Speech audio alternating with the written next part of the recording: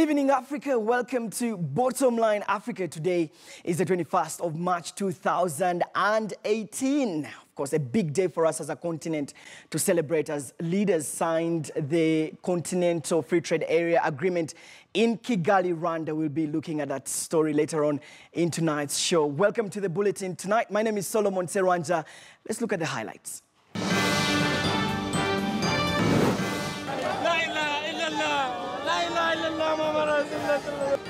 Islamist militant group Boko Haram returns most of the 110 kidnapped schoolgirls.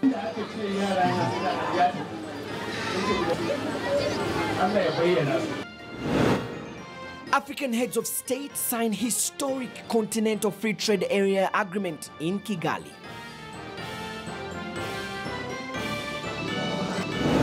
When the continent becomes an El Dorado, a paradise that we have been envisaging, then there can be this free movement and people can move from one to the other. And our Kigali correspondent Eugene Nangwe interviews AU Commissioner Sarah Nyang on the importance of the Free Continental Trade Area.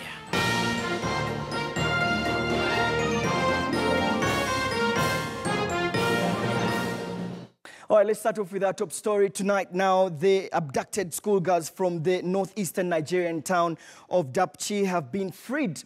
That, according to Nigeria's Ministry of Information, 101 out of the 110 schoolgirls have been returned. Reports by local media indicate that the Islamist militant group Boko Haram returned the girls early on Wednesday morning. Unconfirmed reports also indicate that 5 of the girls died on their way back and that a Christian girl remained captive. Now, however, the government has not authorized that information in their statement. Nigeria's President Muhammad Buhari said last week that government had chosen negotiations to rescue the return of the Dapchi girls rather than use of military force. The kidnapping of the girls last month was the biggest mass abduction since Boko Haram took more than 270 schoolgirls from the town of Chibok in 2014.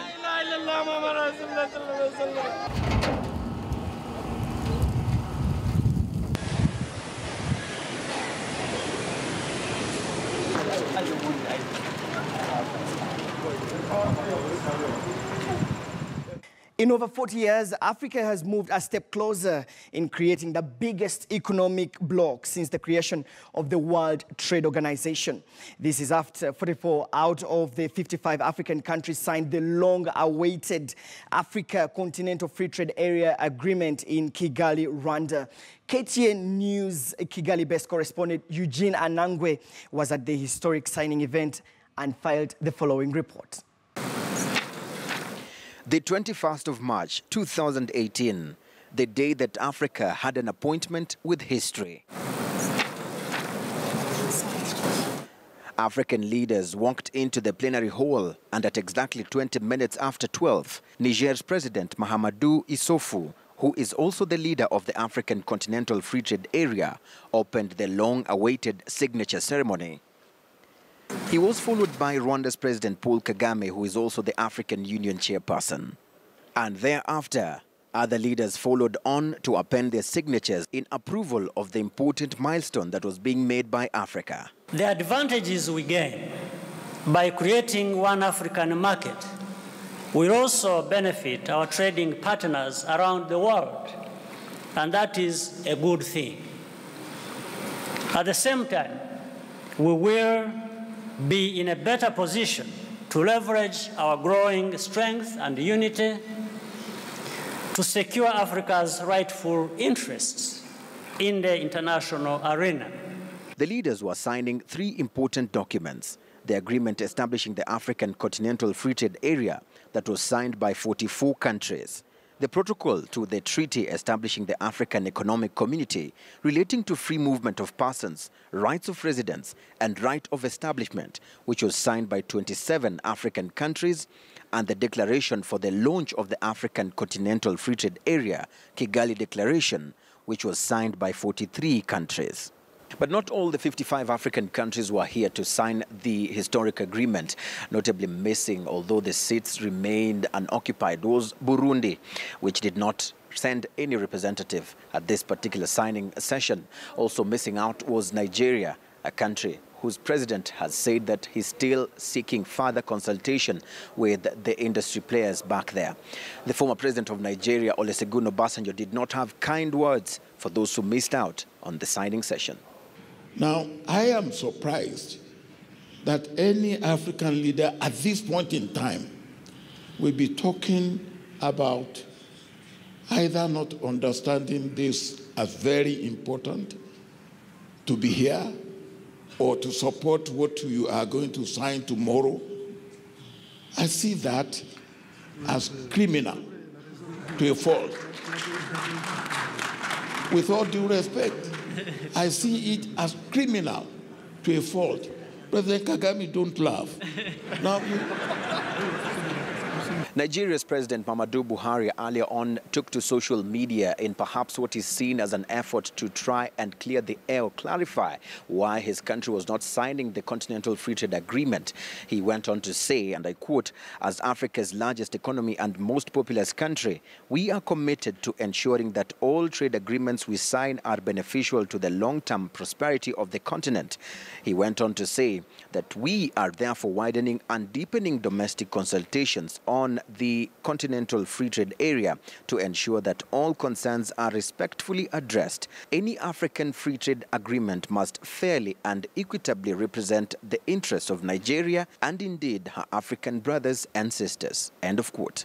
One of the biggest fears by the countries that have been pessimistic towards this agreement has been the revenue loss as far as customs duties are concerned for goods that will no longer be attracting this kind of revenues. Former Africa Development Bank President Donald Kaberuka, however, says that the way the Continental Free Trade Agreement document is prepared is that there are enough safeguards to cushion against all the concerns raised by those with reservations to adopt it. So the idea that you are small, you are big, in a common market is a non-starter. It's a one space, and provided we actually respect the rules of origin, we have all the dispute resolution. We're all winners. Now, as the African leaders mark history by the signing of this African Continental Free Trade Area, the next stage will be the ratification of this document, followed by the most important element of it, the implementation. Will this be a happily ever after union? For KTN News in Kigali, Rwanda, I'm Eugene Anangwe reporting. Over 500 academicians and intellectuals gathered at the Catholic University in Nairobi, Kenya to look at a way forward on how to advance research to better solve African challenges and problems. Among those who attended was the Minister for East African Affairs, Chive Jinja, and the Cabinet Secretary for Education, Ambassador Mohamed Amina. Here are some of the highlights we captured from that event. The East African remains a net importer of manufactured products. And this serious questions to stimulate the learned professors here to make research. There's a lot on your plate. But you can see some professors lining up to be seen by politicians so that they can be appointed based on that. That's not necessary, that's not your role.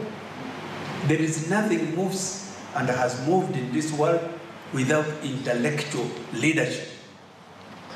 We are expecting to see more incubators in our universities to incubate the brightest ideas of our daughters and sons so that research findings are translated in adequate manner into policies, into products that can benefit our economy, that can benefit our society. A United Nations peacekeeping team recently visited the volatile Koja-Keji region in Central Equatorial Region state.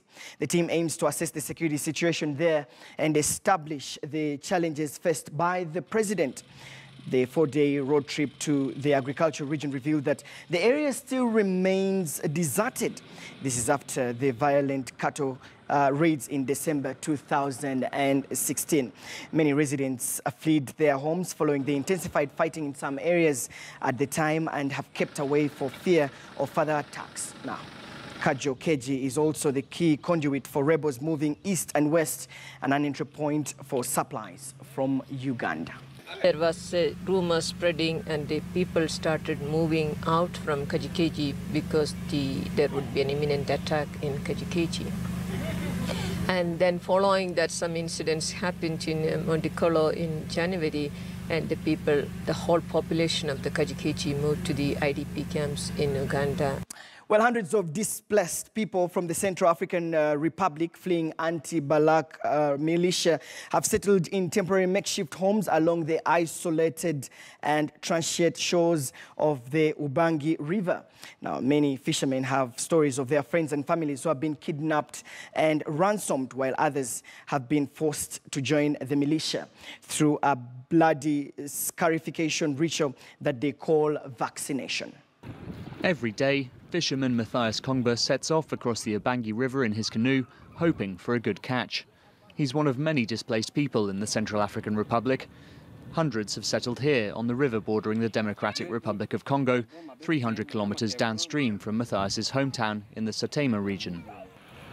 Over the past few months, these islands, which only emerge when the river dries up, have become home to temporary communities fleeing anti-Balaka militias. The armed group near Matthias's hometown is led by a man called Joseph Korogo.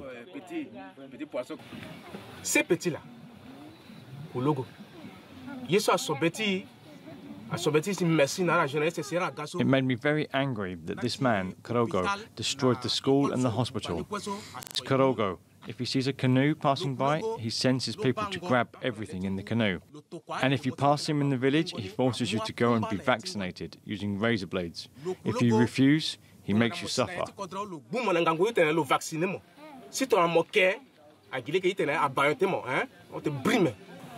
This so-called vaccination is in fact a bloody ritual in which fishermen are forced to join the militia. It supposedly makes a person invincible to bullets. The ceremony involves scarring several parts of the body after being given hemp. Another fisherman says he was killed through the cutting ritual for 3 hours before he managed to escape. The local village chief, Francois Kokeyeke, tries to help new arrivals by giving them unused nets. But he says there are now too many people, which is affecting fish stocks. Since the fishermen can't get big fish, they go for the smaller ones, which reduces the reserves. Aware that their temporary island homes will be submerged beneath the river once the rainy season returns, fishermen like Matthias have no choice but to keep casting their nets until they can return to their homes. Now, thousands of mine workers affiliated to the Association of Mine Workers and Construction Union gathered at the union building yesterday in Pretoria, South Africa, protesting against the mass joblessness in the mining industry. South Africa aims to finalize revised plans for black ownership in the mining industry by the end of May.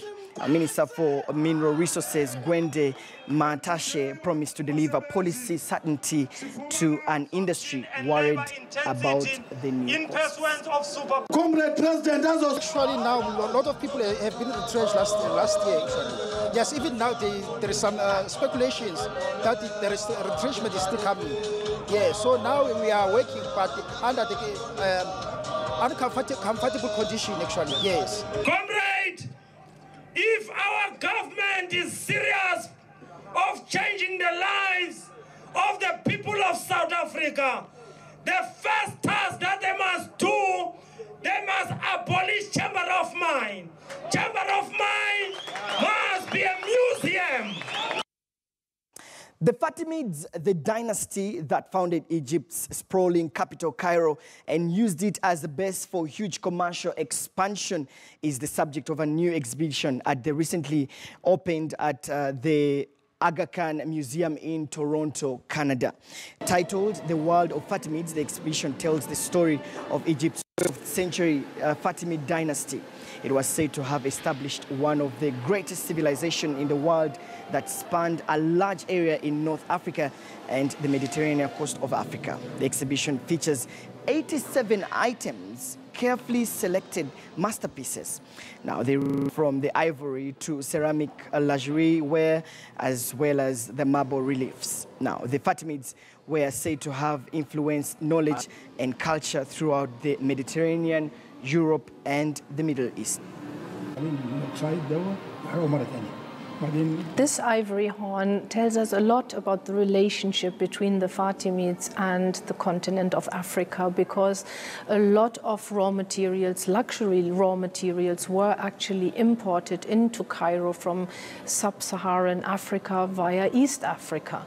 And much of it was then exported further across the Mediterranean to other civilizatory hubs, like particularly Sicily, South Italy, and even Byzantium and Constantinople. This exhibition falls right into that line of curiosity that I have and the exposure that I'd want to get, recognizing that these people existed for so long, and it is somewhat like a small story of what Africa is. So yet they existed, they have this influence, but that has not truly been told. I moved from Africa, Tanzania, 2 years ago, and I feel very connected to Africa.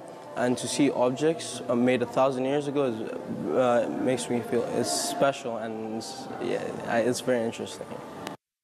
Morocco pushed its bid to host the 2026 World Cup in the name of Africa over the weekend. Now, this despite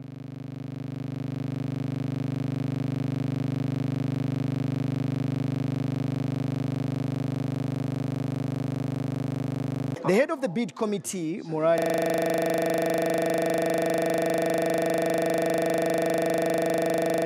has pre-selected 12 cities to host the competition and is proposing 14 stadia. Casablanca, the economic hub of Morocco, and Marrakesh, its tourism capital, will each have 2 stadia, while others will be spread around the country.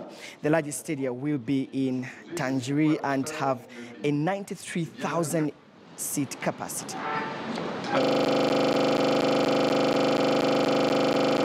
The chances of Morocco are complete. What is important is first of all to prepare the technical file at the international level that has been done and deposited. We should follow the work that has been done by the Federation, which has the relationship around the world with the counterparts and at a very high level. So Morocco has every chance to participate in the bid for the 2026 World Cup. Obviously, the chances are we still will see them day by day. You know, we have a daily monitoring of meetings, relations, and promising of voting, because we spend our times to explore the Moroccan candidacy in the greatest transparency, and as we say at the level of sportsman, less the best win. Nous avons des objectifs très clairs. We have very clear objectives not to change the strategy of Morocco, to stick to the expectations of FIFA, but rather to bring those expectations into strategy of the country. And secondly, that the fallout of this World Cup is beneficial to the whole population. This is what we do on a daily basis. I think we have succeeded this first step. You're watching Bottomline Africa, and we, of course, still have much more for you. After the break, we'll be joining my colleague, Eugenia Nangwe, who will be speaking to the AU Commissioner, Sarah Nyang, on the issue of the signing of the Continental Free Trade Area Agreement. But first, we leave you with Destination Africa.